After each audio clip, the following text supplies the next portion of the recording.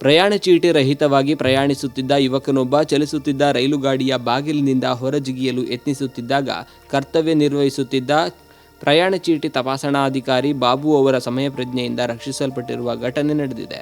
ಕಾರ್ಯಾಚರಣೆಯಲ್ಲಿ TC Sunil, RPF Ravishankar, ಜೀನಾ ಪಿಂಟೋ ಭಾಗಿಯಾಗಿದ್ದರು.